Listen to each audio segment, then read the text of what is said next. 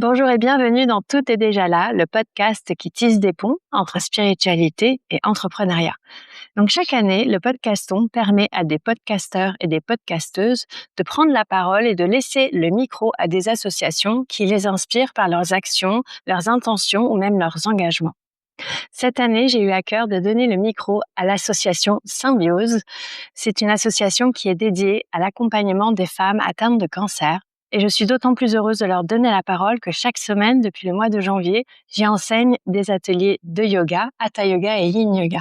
Elles en parleront mieux que moi, mais la Maison Symbiose, c'est un lieu de ressourcement et de partage pour les femmes atteintes de cancer. Et je suis vraiment très touchée qu'elles aient pris le temps pour cette interview parce qu'elles ont des plannings et des journées déjà bien chargées.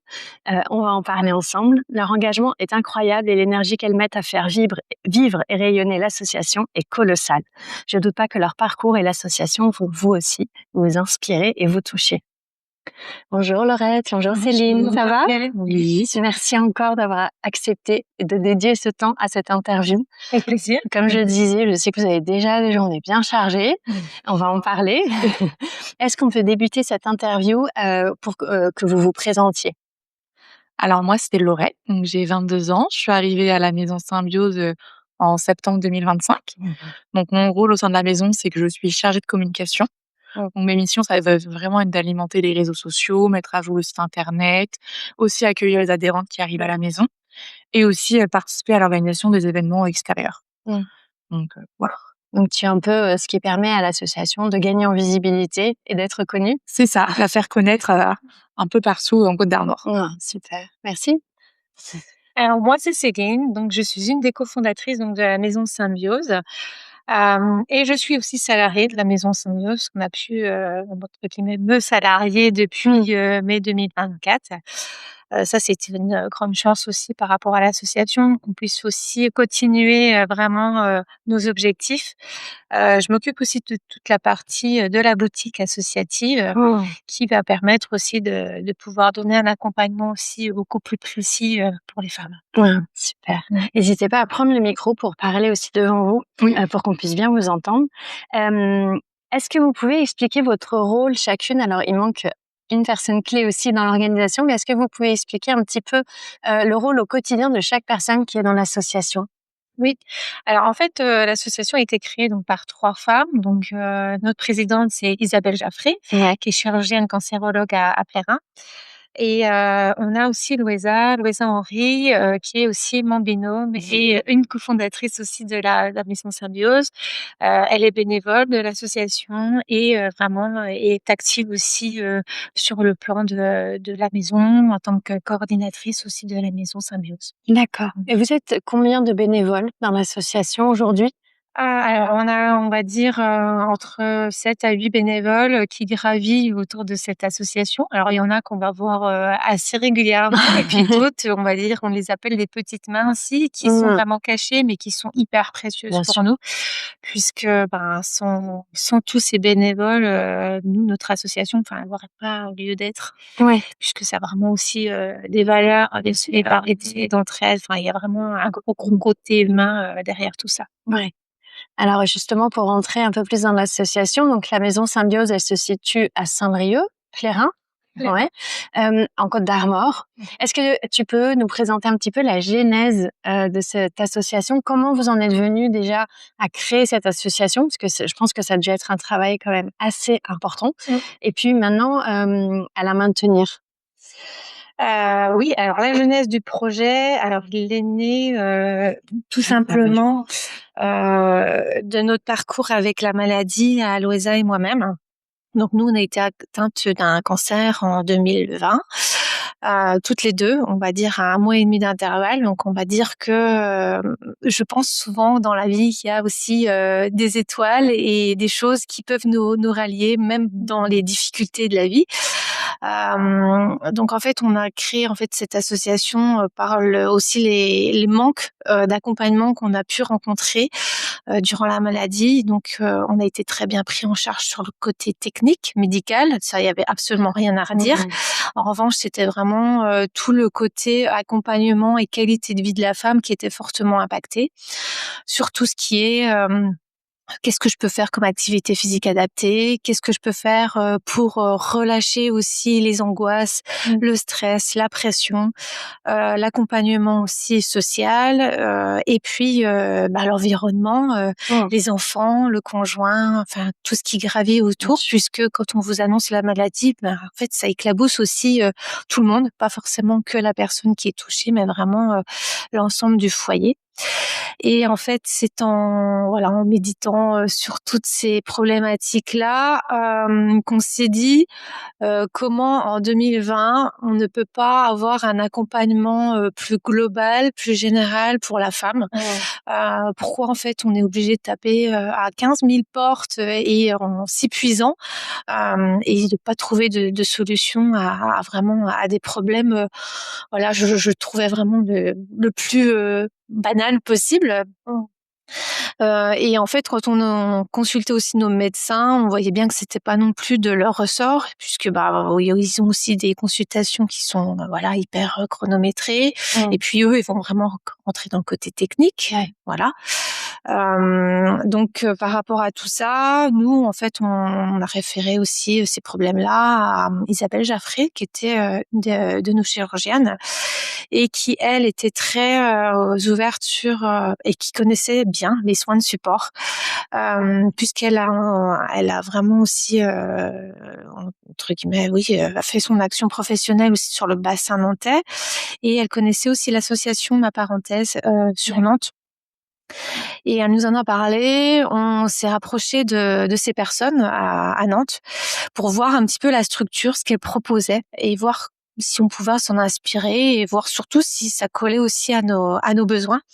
Et puis en fait, on a été reçus donc par ces deux jeunes femmes qui vraiment en fait nous ont accueillis, nous ont donné aussi de leur temps, et qui pour nous a été vraiment quelque chose de très révélateur, puisqu'en fait quand on est rentré dans ce lieu-là, on s'est dit on a eu vraiment des étoiles dans les yeux. Clairement, on s'est dit en fait c'est exactement un lieu comme ça qu'on aurait vraiment souhaité durant notre parcours.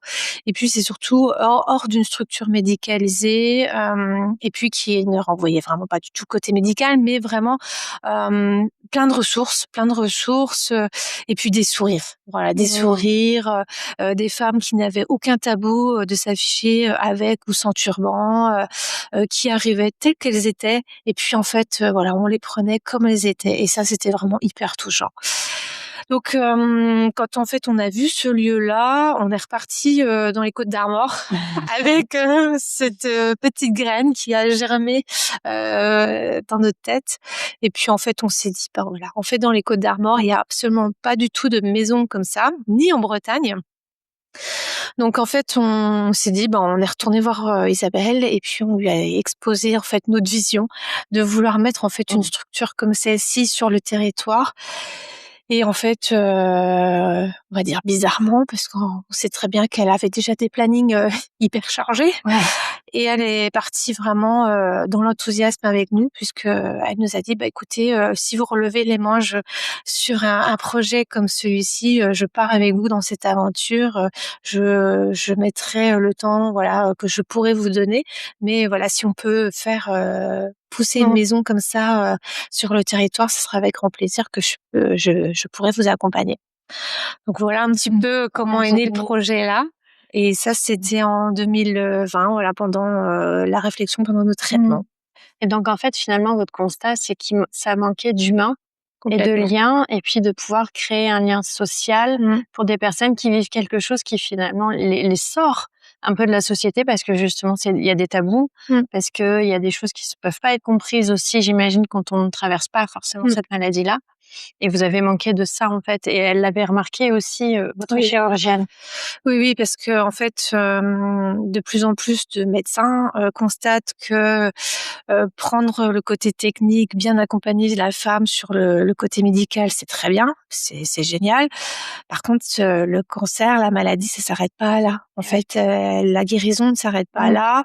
Je pense il faut vraiment pousser, puisqu'on reste avant tout des humains. Bien Donc, gérer le côté technique, c'est bien, mais par contre, il y a tous les à côté.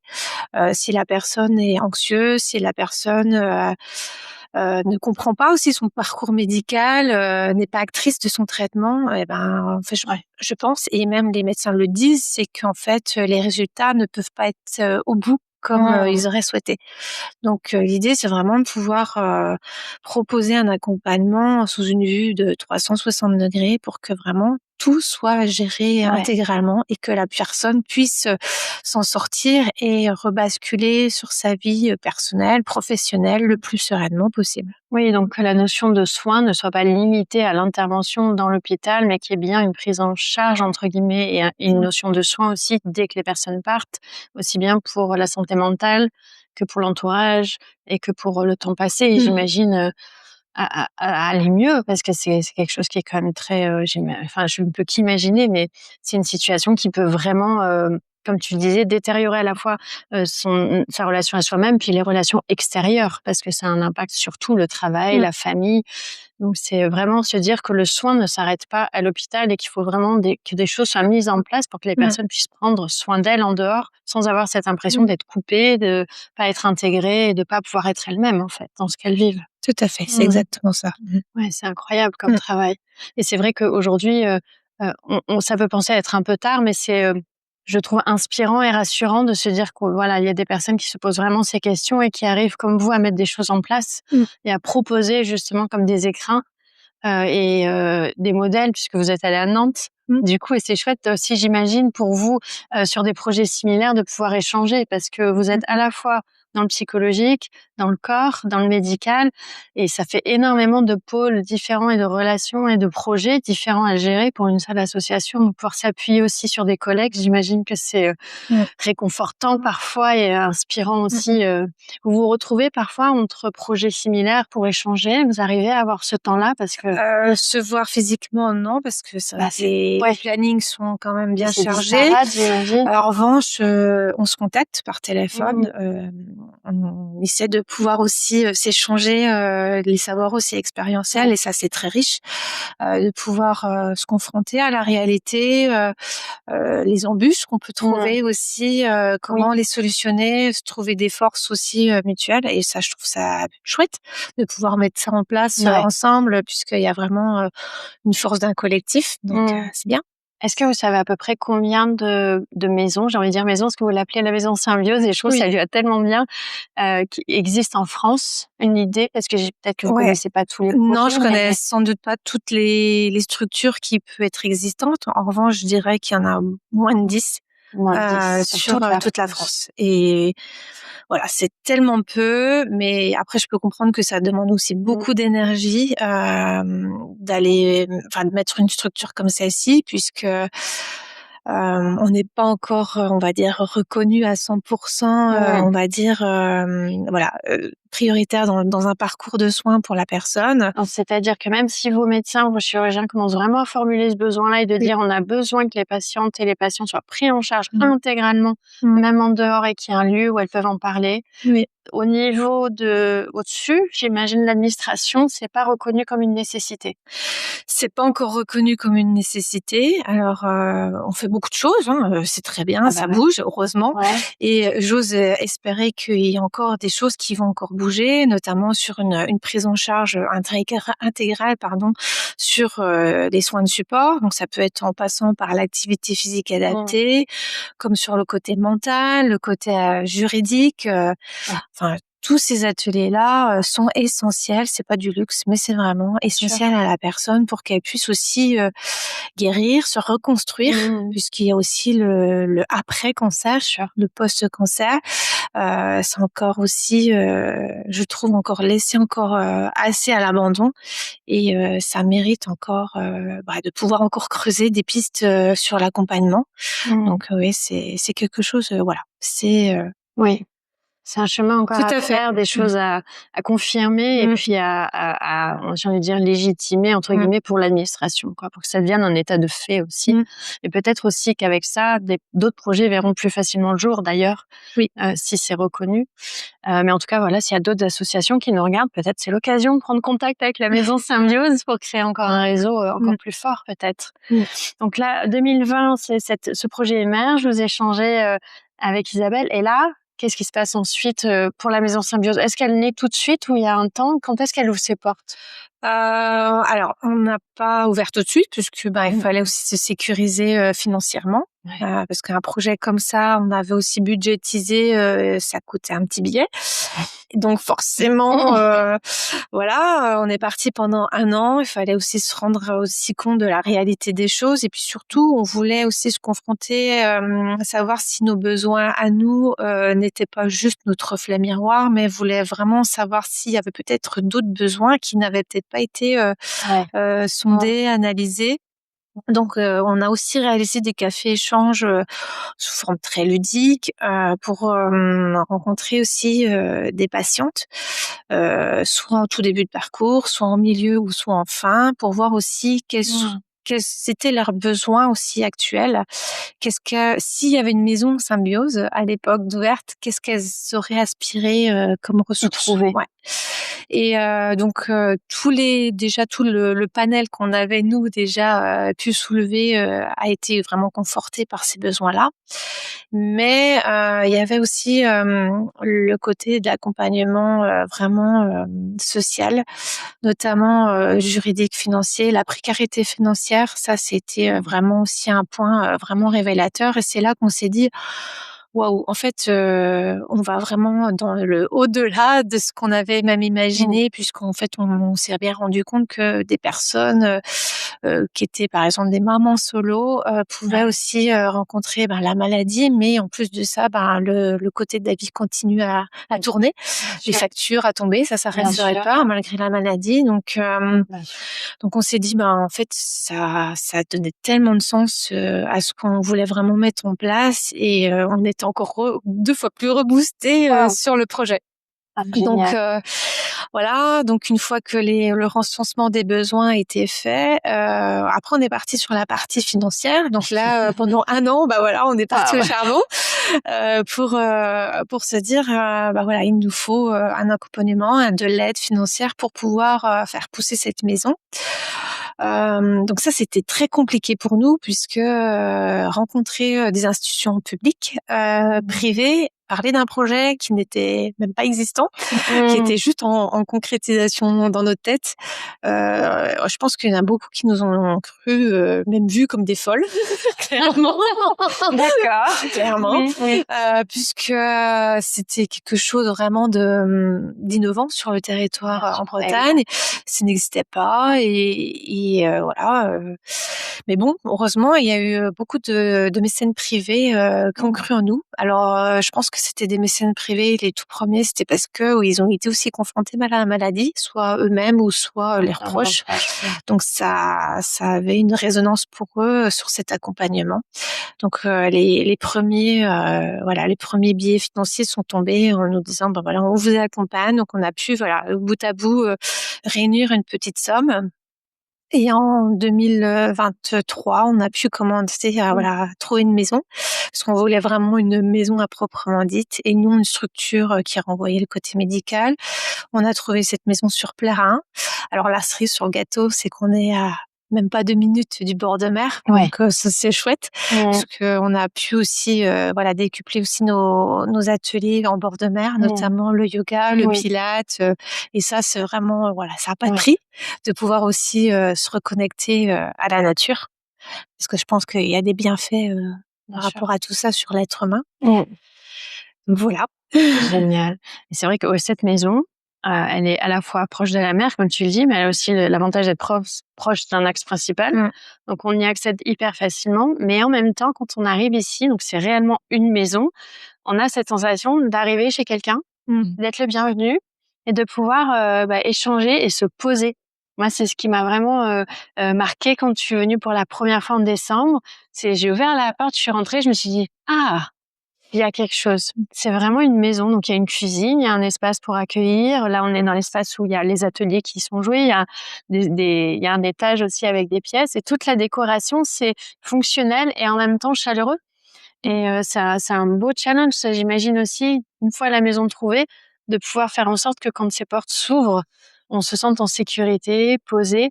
Et ça, c'est un gros travail aussi au-delà du lieu, de l'équipe. Parce que quand on arrive, il y a toujours quelqu'un qui est là, qui dit bonjour, qui sourit, qui demande des nouvelles. Et c'est moi, ça me touche énormément parce que c'est du lien humain dont on manque déjà en temps normal. Mais là, c'est vraiment, on sent. Enfin, moi, je le vois sur le visage des personnes quand elles arrivent. Il y a le sourire qui vient, il y a le dépôt. Donc la maison Symbiose, elle a ouvert en 2024, c'est ça? 2023, septembre 2023. Septembre 2023. Donc aujourd'hui, combien d'adhérentes Alors aujourd'hui, on va dire, allez, 151. 151 adhérentes. Depuis septembre 2023, on en a accompagné 300. Voilà, ce qui se dit que voilà, ça répond à un réel besoin sur le territoire, puisque la première année, quand on a ouvert en septembre 2023, on s'était fait un petit prévisionnel. On s'est dit bon voilà, de septembre à décembre, on projette à peu près, allez, à peu près une quarantaine adhérentes. Et finalement, on s'est vite retrouvé un peu noyé avec 80 adhérentes en peu de temps. Ouais, c'est ça. Donc là, on s'est posé des questions. On a dit bon bah là, va falloir qu'on aille rechercher des financements, puisque là, je pense que en un an, on va vraiment doubler. Ouais. C'était vraiment de nos espérances. Et puis, ce qui était vraiment particulier, c'était aussi que on a aussi drainé derrière tout ça l'équipe soignante. C'est-à-dire que les oncologues ont vu tout de suite aussi le bienfait que ça pouvait apporter à leurs patientes. Donc à l'hôpital de Saint-Brieuc, à la clinique privée et l'hôpital Yves Le Foll de Saint-Brieuc. Ouais. L'idée, c'était de vraiment travailler vraiment main dans la main avec aussi les soignants. C'est pas une association que de patientes, mais c'est vraiment une association avec une complémentarité professionnelle de santé et patiente. Ça, c'était très important à nos yeux de pouvoir vraiment travailler vraiment en osmose. Parce que déjà, c'est le quotidien des adhérentes. Et puis, parce que comme vous l'évoquiez avant, il y a ce lien qui doit se faire entre ce qu'elles reçoivent au niveau du corps et comment derrière continuer, entre guillemets, ce travail de guérison et pouvoir le maintenir.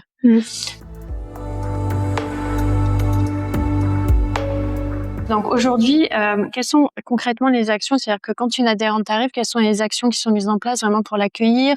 Qu'est-ce qu'elles peuvent faire? Et puis, est-ce qu'il y a un parcours qui est mis en place? Alors nous, déjà, on accueille toutes les femmes qui ont tout type de cancer, pas seulement le cancer du sein. Donc là, on a à peu près une moyenne d'âge de 55 ans. Donc ça va de 26 à 84 ans. Ouais. Et on a vraiment un accompagnement assez complet, autant sur la partie physique, psychologique et aussi juridique, comme l'a dit Céline tout à l'heure. On va avoir un accompagnement soit en individuel, soit en petit groupe. Donc pour ce qui est individuel, on propose des ateliers de socio-coiffeuses. Donc avec Hélène, qui est vraiment formée sur ça, c'est vraiment des professionnels. On a aussi une socio-esthéticienne, Anna. On va avoir aussi un suivi psychologique avec Adeline. Et en individuel, on va aussi avoir Sandrine, qui est réflexologue plantaire. Donc c'est vraiment un accompagnement plus personnalisé. Et autrement, on va aussi avoir un accompagnement en petit groupe de 6 personnes en moyenne, avec des ateliers de yoga, yin yoga, hatha yoga. On va avoir du pilates, on va avoir aussi tout ce qui va être activité physique adaptée, donc avec du stretching, de la marche nordique. On va avoir de l'aquatonique en mer dans les plus belles périodes. On va aussi avoir tout ce qui est nutrition, parce que c'est aussi important pendant les traitements de savoir quoi manger quand on n'a pas vraiment faim. Donc on a Patricia, qui est nutritionniste et infirmière, qui est aussi formée sur ça et qui va donner plein de bons conseils. On a également Annabelle, qui fait des ateliers de pâtisserie. Autrement, donc on va aussi avoir des ateliers une fois par mois à peu près avec les proches et les aidants. Parce que c'est aussi important de pas les oublier. Oui, vous les incluez également en fait à la maison. C'est-à-dire vous accueillez principalement les adhérentes, mais régulièrement vous accueillez aussi tous les proches et la famille, parce que c'est vrai que pour les aidants, c'est un travail aussi colossal, aussi bien émotionnel que psychologique, d'être présent, d'être sûr de faire ce qu'il faut, de pouvoir être disponible. En même temps, la vie continue, comme on le disait tout à l'heure, et c'est incroyable que vous puissiez aussi ouvrir à ça. Ça rajoute encore une autre dimension. Oui. Donc ça, c'est à peu près une fois par mois, on essaye de faire, soit en psychologie, ou même, on organise également des conférences où ils peuvent être invités à différentes thématiques. On a eu des conférences sur l'activité physique, l'hormonothérapie, et ça arrive plusieurs fois dans l'année. Et on a aussi des petits moments de convivialité, à peu près à chaque moment de vacances, où on organise un petit goûter avec toutes nos adhérentes qui peuvent être présentes. Voilà. Et donc tout ça, ça marche sous forme donc d'adhésion. Donc quand une adhérente passe la porte, elle a deux choix, soit sur une durée de 6 mois, soit sur une durée d'1 an. Donc sur 6 mois, ça va être une adhésion qui est assez réduite à 45 €, où elle a le droit à 20 crédits. Et sur 1 an, c'est 90 € avec 40 crédits. Et donc un crédit, ça correspond à un atelier. Et tout ça, ça marche sur une plateforme. Donc, elles ont vraiment un espace où elles ont tout le planning du mois, où elles peuvent s'inscrire à l'atelier ou même se mettre en liste d'attente si l'atelier est complet. Ouais, et puis c'est incroyable parce que votre plateforme, elle est bien faite pour les adhérentes et aussi pour les intervenantes. Ce que je peux en parler du coup, c'est qu'on reçoit le nom des personnes inscrites aussi aux ateliers. Et moi, je sais que là, à force, comme je commence à connaître celles qui viennent et qui reviennent, ben souvent, du coup, je pense mes cours et mes sessions en fonction des personnes qui viennent. On me dit, elle avait tel besoin, ou je sais qu'elle traverse ça, ou autre, et de pouvoir être disponible. Et donc, 48 heures avant, on sait qui vient. Et ça nous moi, en tout cas, ça me permet vraiment de me préparer. Donc, c'est chouette parce que on sent qu'on a aussi, vous mettez tout en place pour que ça se passe bien pour les adhérentes, pour les intervenantes. J'espère que ça se passe bien aussi pour vous, parce que quand je vois la charge de travail, parce qu'on a, on a régulièrement aussi des réunions entre intervenantes. J'ai fait ma première il y a quelques semaines. Alors, comment elles font pour jongler avec tout ça? C'est incroyable, la charge de travail que vous avez. Et au-delà de la charge, c'est, comme tu le disais, c'est financier, légal, juridique, aller parler aux institutions publiques et défendre le projet. Et dans le financier, c'est aussi bien géré, mais c'est aussi s'assurer que les personnes qui portent le projet et qui contribuent continuent de le faire pour que l'association puisse continuer à vivre. Donc, c'est des choses qui sont, j'imagine, une charge à la fois de temps et en même temps une charge mentale qui est quand même assez intense. Et vous le faites merveilleusement bien, donc c'est incroyable, c'est super. Donc, par rapport à cette mission, si vous deviez résumer aujourd'hui la mission de la Maison Symbiose, ce serait comment? En une phrase ou deux. J'ai pas envie non plus. Ou en 3. Ça va être dur. Notre mission, c'est d'accompagner un maximum de femmes qui sont en détresse pour vraiment les faire rebasculer dans une vie le plus sereinement possible, avec plein d'armes dans la poche pour pouvoir après affronter la vie de tous les jours. Ouais. Oui, il y a cette dimension aussi qui avait été très clairement dite quand je suis arrivée, de aussi bien formuler que tout ce qui est fait ici, l'idée, c'est qu'après, ça continue. C'est-à-dire que quand l'adhésion se termine, elles puissent derrière trouver les activités qui les nourrissent et qui leur permettent de maintenir une bonne santé physique, mentale, et de les continuer. Parce que souvent, ce sont des personnes qui arrivent, qui n'ont jamais trop eu d'activités sportives, ou en tout cas pas accès à un panel comme celui-ci. Et donc, de leur dire, là, vous avez accès à tout ça, profitez-en. Faites en sorte que là, ce soit votre support, mais qu'après, ça continue, quoi. Elles peuvent rester, je crois, jusqu'à 2 ans, c'est ça? Maximum, ou 1 an? Donc en fait, nous, les personnes, on les accompagne à partir du moment où on leur détecte la maladie. On les accompagne pendant le traitement et jusqu'à 1 an après le traitement. L'idée, c'est vraiment de travailler après sur le post-cancer. Et puis, nous, notre vocation, c'est de pas les accompagner éternellement. Ça les rendrait pas forcément service. Par contre, on va leur donner, on va dire, un maximum de ressources au sein de la Maison Symbiose, pour que vraiment, une fois que la maison est terminée pour elles, on puisse aussi faire le lien avec d'autres associations du secteur qui vont pouvoir les reprendre en charge sur le plan. Alors nous, on martèle beaucoup que le sport est essentiel. La pratique du sport est essentielle pendant les traitements, puisque il y a aussi plein de bénéfices dans le sport, bien sur le côté mental que physique. Mais c'est que derrière tout ça, qu'elles puissent vraiment continuer, tous ces bienfaits qu'elles ont été inculqués dans la Maison Symbiose, qu'elles puissent continuer à faire du sport, une bonne hygiène aussi alimentaire, aussi le côté détente et mentale, prendre soin de soi, c'est se donner aussi des moments, s'octroyer des moments vraiment pour s'occuper de soi. Puis j'imagine aussi le fait d'aller dans une association sportive, d'avoir une activité, c'est aussi un lien social. C'est-à-dire que ça permet d'éviter l'isolement au final. C'est-à-dire que si on sait que toutes les semaines, à telle heure, on est à tel endroit, on sait qu'on va retrouver d'autres personnes qui pratiquent, et puis petit à petit être inclus et vraiment s'investir aussi. Est-ce que justement, par rapport à ce thème-là, vous pouvez nous partager des bénéfices que les adhérentes vous ont partagés des retours que vous avez? Parce que je sais que vous questionnez beaucoup et je suis sûre que ça contribue aussi à tous les ajustements que vous faites, mais vous échangez beaucoup en sortie d'atelier ou autre sur comment ça se passe, qu'est-ce qu'elles ont aimé, pourquoi, qu'est-ce qui est pas passé, pourquoi, pour à la fois voir s'il y a quelque chose qui peut être dénoué, qui parfois est de l'ordre, c'est un peu intense, et puis d'en parler, mais en même temps aussi avoir des retours sur la maison, en fait, quel rôle elle a joué pour ces personnes-là, pour ces 151 adhérentes aujourd'hui. Mmh. Oui, tout à fait. On aime bien avoir leur avis, c'est important pour nous et puis pas que pour nous, c'est aussi, par rapport aussi aux mécènes qui nous accompagnent. Nous, on aime bien aussi pouvoir fournir aussi, on va dire un compte rendu aussi, pour qu'on puisse, expliquer quels bienfaits, ça joue au quotidien. Donc c'est important pour tout le monde et puis aussi pour, les professionnels de santé. Ils aiment bien aussi avoir le retour, par rapport à cet accompagnement. Et Donc, j'imagine pour la reconnaissance que vous souhaitez avoir aussi par l'administration, le bien fait de sûr, pouvoir noir oui. sur blanc montrer des sondages, des Mmh. questionnements en disant, voilà, Mmh. vraiment les bénéfices mesurés Mmh. pendant la vie de l'association, en fait. Tout à fait, on fournit vraiment le Mmh. concret. On peut pas être, plus, sur le terrain que là Ouais. et c'est ce qui va vraiment faire ses preuves, sur le long terme. Déjà là, on voit sur, 3 ans, ce que ça a pu apporter, dans l'accompagnement d'une personne qui fréquente la maison Symbiose, sur les bienfaits, psychologiques déjà de la personne, atténuer aussi, toutes les angoisses et le stress, sur, les conditions qu'on peut leur proposer, sur, l'accompagnement activité physique adaptée, aussi sur la relaxation détente.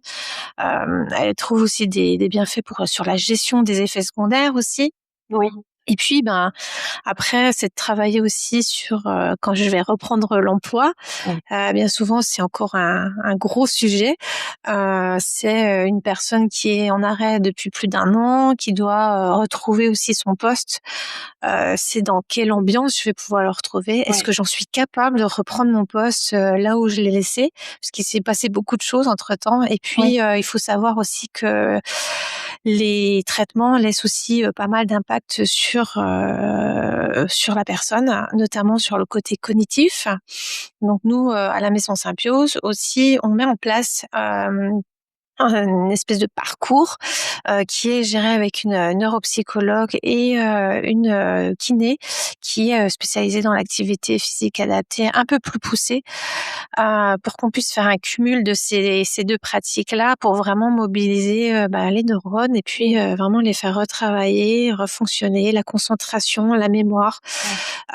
Puisque c'est vraiment ça les retours qu'on a, c'est, celles qui sont passées notamment sur le côté, chimiothérapie.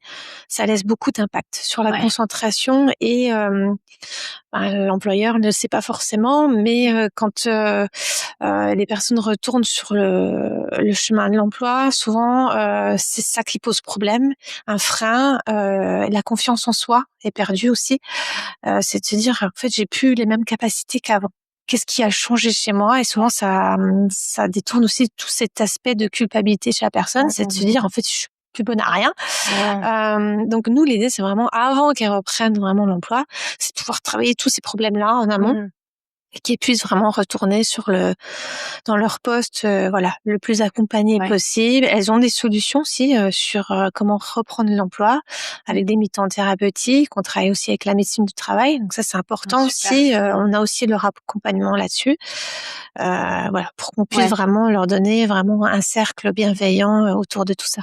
Oui, qu'elles se sentent pas seules là-dedans, parce que j'imagine que ça commence aussi par nommer les choses, nommer ce qui est, pour les rassurer, Oui. pour leur dire c'est normal, on n'est pas seul, et puis après mettre en place des choses factuelles, donc à la fois de la sensibilisation comme tu disais auprès de l'employeur, et puis en même temps leur dire il y a des personnes, nous on peut vous aider, mais il y a aussi la médecine du travail qui peut vous aider, il y a tout un cadre en fait qui peut être mis en place et qui fait que c'est normal après ce que vous avez traversé d'avoir besoin de cet accompagnement, parce que j'imagine qu'il y a peut-être aussi pour certaines personnes ça doit être pas évident de s'appuyer sur d'autres pour refaire quelque chose qu'elles faisaient avant sans appui, de dire demander de l'aide et accepter de l'aide, et puis derrière du côté employeur de faire en sorte que ça soit accueilli, c'est-à-dire qu'on laisse le temps à la personne de retrouver ses marques, de reprendre son poste et de pouvoir refaire les choses progressivement.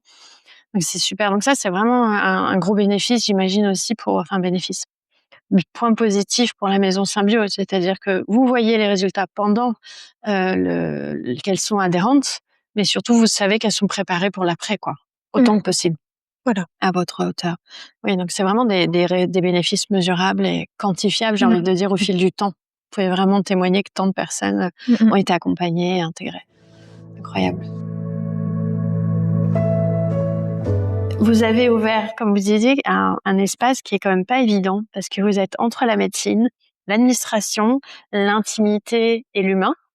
Quels sont les plus gros obstacles que vous rencontrez aujourd'hui dans la Maison Symbiose pour faire vivre l'association? Oui. Vous avez 2 minutes. Je me dis, s'il n'y avait pas d'obstacles, ce serait pas la vraie vie. Voilà. Oui.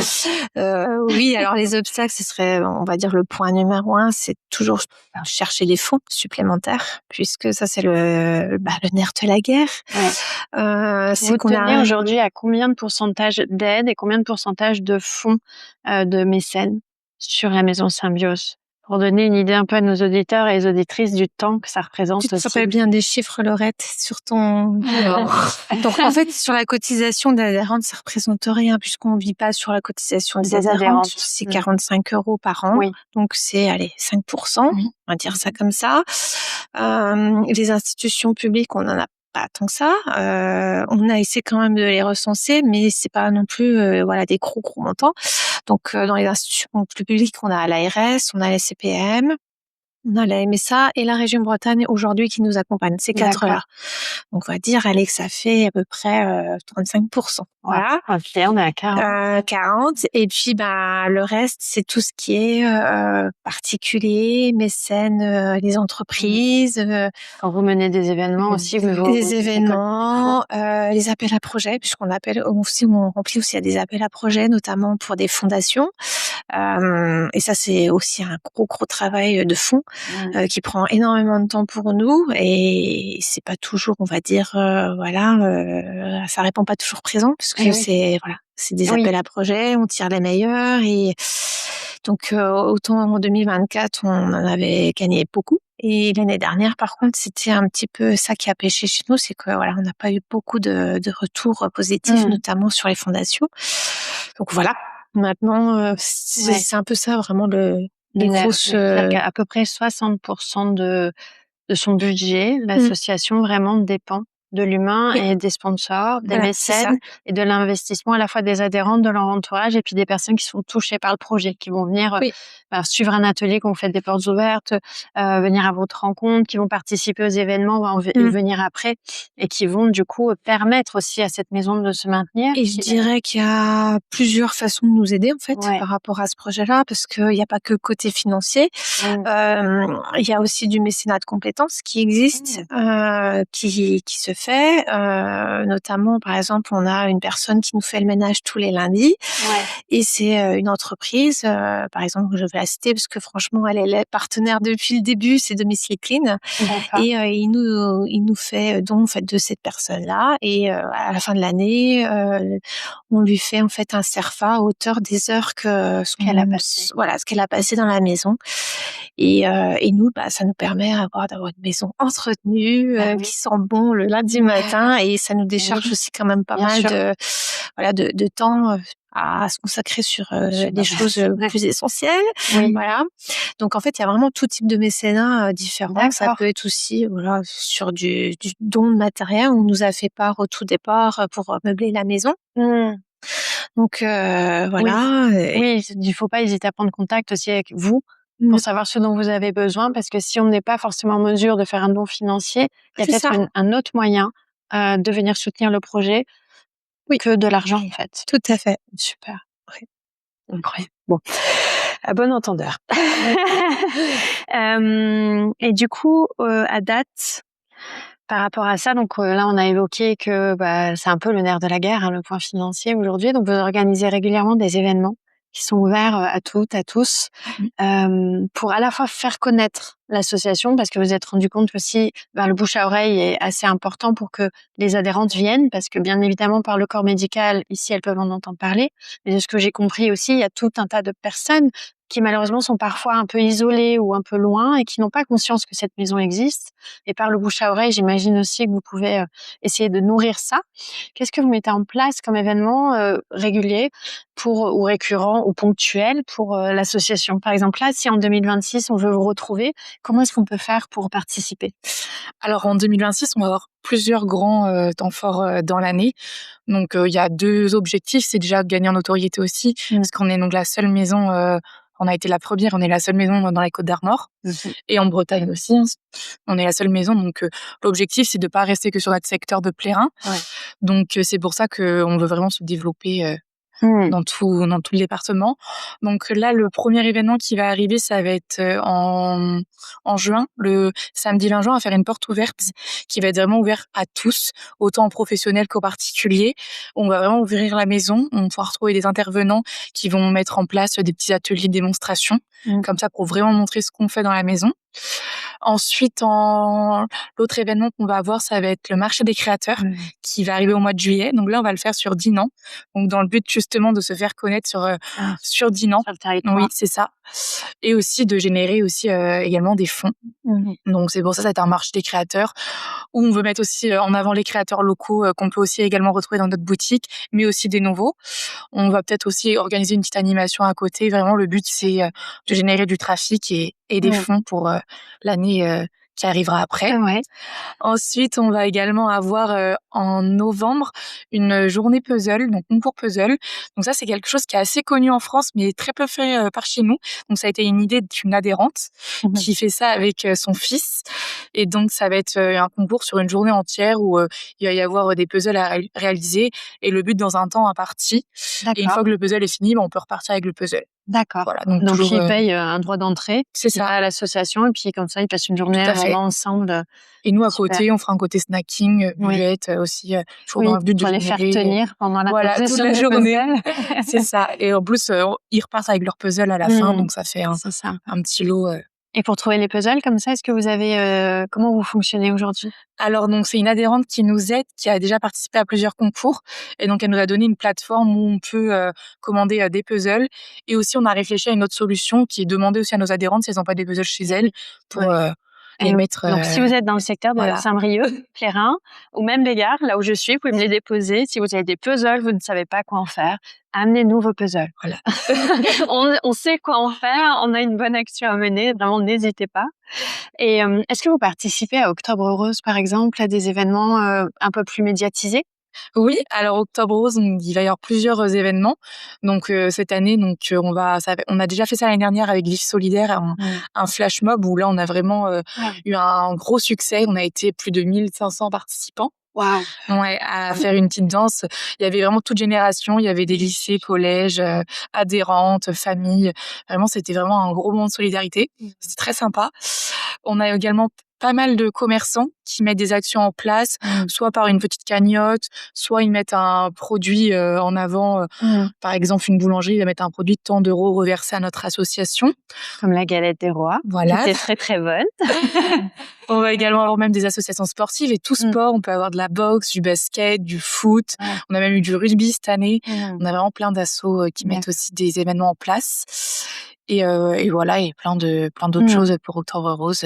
La Rando Bini qui fait une marche tous les ans. Donc là, ça va être la troisième année qu'ils vont refaire avec nous en octobre. On a le golf Atlantique aussi qui repart tous les ans avec nous. Ok. Donc, d'accord. Voilà. Donc on peut toutes ces dates-là, on peut les retrouver sur le site de Symbiose? Sur nos réseaux sociaux. Sur les réseaux sociaux, on partage ça. Super. On fait toujours une communication, même pour pouvoir s'inscrire, tout ça. Voilà, puis pas hésiter aussi à vous contacter directement. Oui, moi aussi. S'inscrire ou participer. Génial. Aujourd'hui, en dehors de ces événements, est-ce qu'il y a des besoins particuliers pour Symbiose, des profils, par exemple, que vous rechercheriez, que ce soit pour l'association, pour son fonctionnement? Alors, justement, nous, on est à la recherche d'une infirmière IPA. Donc, grâce à l'ARS qui nous a donné un financement pour un demi-poste. Donc là, on est en grande recherche. On l'a partagé sur nos réseaux sociaux.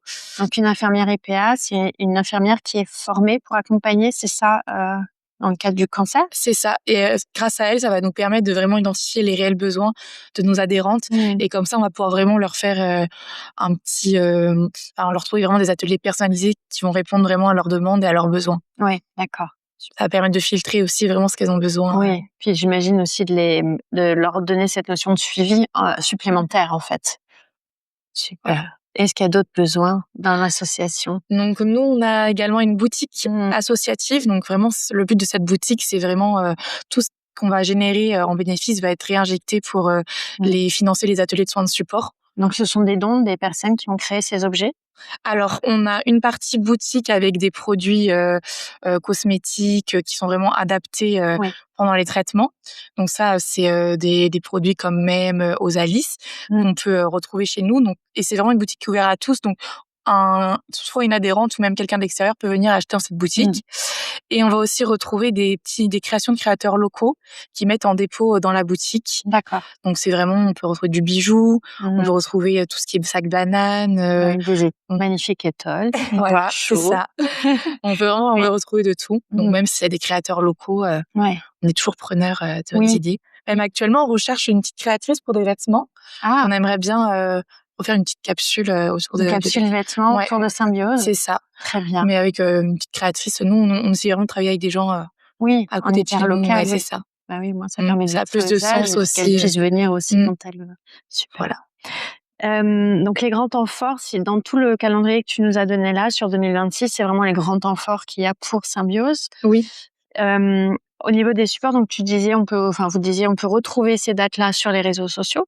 Il y a aussi le site si on veut en savoir plus sur la mission, pour aussi mettre des visages sur les intervenantes, sur l'équipe et voir le lieu. Donc même si là, vous avez pu voir, si vous regardez l'épisode de podcast sur YouTube, des petites capsules pour découvrir la maison Symbiose.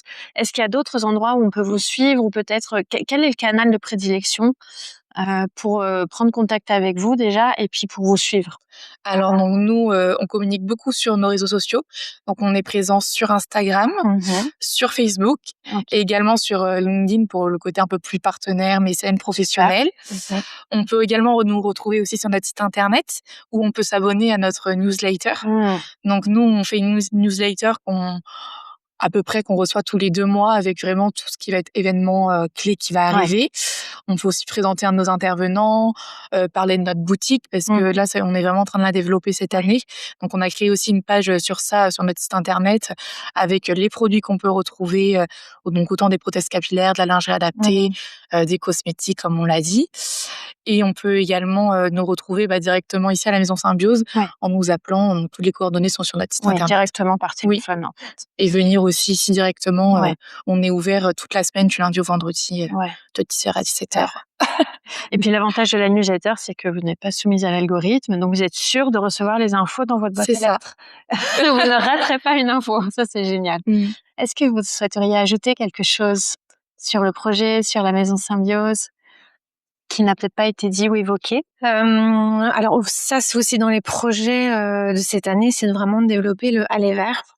Et ça nous tient particulièrement à cœur depuis un certain temps, puisqu'on s'aperçoit qu'il y a des personnes qui ne peuvent pas venir dans l'association, puisque il y a la fatigue, il y a le fait qu'il y en a qui ne peuvent pas conduire pendant les traitements, ou alors par kilomètre aussi. Donc c'est compliqué. On a aussi cette notion-là. L'idée, c'est de vraiment trouver un bon compromis pour qu'on puisse nous développer ce aller vers. C'est-à-dire que déjà là, depuis l'année dernière, on a mis notre socio-coiffeuse, notre socio-esthéticienne en place pour qu'elle puisse notamment aller à domicile des personnes ou dans des structures hospitalières. Donc l'année dernière, on avait fait un partenariat avec la clinique de Plérin. L'idée, c'était que au moins les personnes puissent voir au moins une fois la socio-esthéticienne et la socio-coiffeuse pour avoir les premiers conseils. Maintenant, c'est de pouvoir comment aller vers dans des secteurs vraiment isolés auprès de ces personnes-là. Donc là, on réfléchit ardemment pour pouvoir essaimer soit d'autres maisons, soit au moins ne serait-ce que des antennes pour des relais. Voilà, tout à fait. Ça, c'est essentiel et ça va être un gros travail voilà cette année. C'est vrai que nous, on a toujours aussi besoin d'aide, notamment sur des communes. Voilà, si des communes veulent nous aider aussi à essaimer des antennes, une maison comme celle-ci. Les besoins à couvrir sont notamment pas mal le Trégor, parce qu'on a de plus en plus de femmes qui viennent de là-bas, d'autres qui ne peuvent pas venir. Il y a aussi le centre-Bretagne et puis le pays des Nanais où on n'est pas encore assez présente. Et là, c'est aussi grâce aussi à ce marché des créateurs où on veut vraiment aussi véhiculer aussi l'image de l'association et pouvoir mettre déjà un pied sur ce territoire-là. Ouais. Oui, donc dans ce cas-là, ce que peuvent faire les communes, c'est mettre à disposition, j'imagine, des locaux, des subventions, de la communication, pour que le relais se fasse, en fait.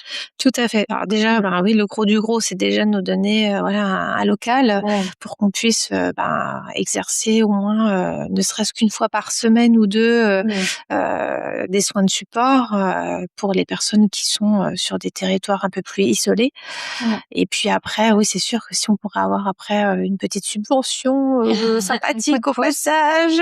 Oui, bien sûr. Oui, s'engager aussi, c'est accueillir, mais aussi s'engager en fait, dans cette volonté. Et je pense que voilà, tout le monde a vraiment sa part à jouer dans un projet comme ceci. C'est pas juste parce qu'on est implanté à Plérin que voilà le côté Plérin doit actionner. Non, c'est vraiment toute la Bretagne, puisque il y a vraiment un besoin vraiment grandissant. On le sent bien, même ne serait-ce que pour la boutique, il y a beaucoup de personnes qui voudraient accéder à cette boutique-là et qui ne peuvent pas. Donc là, depuis janvier, on a vraiment rafraîchi notre site internet. On a créé une page boutique. Super. Pour que vraiment, par exemple, la personne qui est loin puisse au moins prendre connaissance, déjà voir les produits qu'on peut proposer dans cette boutique-là. Et puis après, dans un instant T, ce sera de pouvoir vraiment commander, voilà, soit par téléphone, faire des envois à la marge. Voilà, l'idée c'est de pouvoir vraiment permettre à une personne qu'elle puisse au moins accéder à cette boutique-là aussi. C'est ce que vous appelez l'aller vers, en fait. C'est cette possibilité vraiment de rencontrer ces personnes-là. Tout à fait. Et faire du lien social, côté humain. Aujourd'hui, on a besoin de ça. Alors maintenant, on voit bien de plus en plus de personnes sans être malins ont déjà des problématiques sur le côté social. Bien sûr. Alors d'autant plus quand vous êtes isolé par rapport aussi à la maladie, je pense que c'est indispensable de pouvoir créer du lien social autour de nous. Bien noté. Donc si vous avez des idées, des possibilités ou une commune qui est motivée, on y va, on lance le projet et puis on prend contact surtout pour lancer ça. Merci infiniment pour votre temps. Merci à toi, vraiment chouette de pouvoir échanger sur ce sujet-là et j'espère vraiment que ça va faire connaître aussi, voilà, que ça va donner envie de vous contacter, donner envie, voilà, de fédérer. Voilà, c'est le mot que je cherche depuis tout à l'heure, j'y suis arrivée. Fédérer autour de ce projet. S'il y avait un conseil ou une chose, ou peut-être une philosophie de vie qui vous accompagne au quotidien, que vous voudriez partager, qu'est-ce que c'est?